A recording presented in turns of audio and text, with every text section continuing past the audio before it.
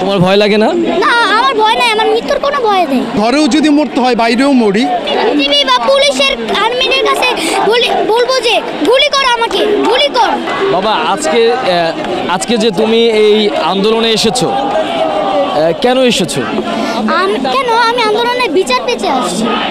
কার বিচার চেতে? যারা অকারণে শহীদ হয়েছে, যারা। এখন তুমি কি চাও? এখন আমি চাই প্রতিবাদ। আর আরেকটা চাই যে হাসিনা যেন এই প্রধানমন্ত্রীর চেয়ার থেকে সরে যায়। হাত প্রসারিত করে গুলি খেলো, তাদের ব্যাপারে কি বলবো? তাদের ব্যাপারে বলবো যে দোয়া করি যারা যেন জান্নাতবাসী হন।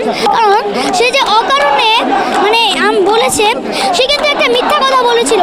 প্রথমে বলেছিল যে রাজাকারের বাচ্চারা কোটা পাবে না, মুক্তিযোদ্ধারা পাবে। আর আবার পরে বলছে যে আমি কি তাদেরকে রাজাকার বলেছি? তাদের নিজেই রাজাকার বলছে। তাহলে সে কেন বলল মিথ্যা কথাটা? তুমি কি তোমার ভাইদের মতো বুক প্রসারিত করে দেবে? আমি অবশ্যই করতে চাই। আমি অবশ্যই করব। চাইলে আমি জীবনও দিতে রাজি আছি। তাহলে আজকের এই আন্দোলনে কাকে নিয়ে এসেছো? আমার বাবাকে নিয়ে এসেছি। বাবার সাথে এসেছো? বাবা তোমাকে এখানে নিয়ে এসেছে? হ্যাঁ। তোমার ভয় লাগে না? না, আমার ভয় নাই, আমার মৃত্যুর কোনো ভয় নেই। কেন ভয় নাই? কারণ যেই ভাইয়েরা আমাদের ভবিষ্যৎ চিনে, ভবিষ্যৎ করে যে শহীদ হয়েছেন, তাদের জন্য আমরাও জীবন দিতে পারি না।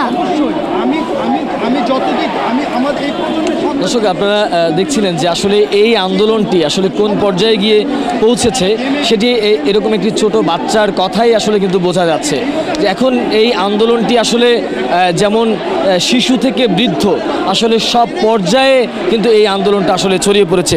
আমরা একটু এই যে শিশুটিকে এই আন্দোলনে নিয়ে এসেছেন তারই পিতা, আমরা একটু তার পিতার মুখ থেকেই শুনবো যে আসলে তার সন্তানকে নিয়ে এই আন্দোলনে যোগ দেওয়ার কারণটা কি। আচ্ছা, আপনি তো আপনার সন্তানকে নিয়ে এই আন্দোলনে এসেছেন, আসলে এতটুকু বাচ্চাকে নিয়ে আসলে আন্দোলনে আসার কারণ?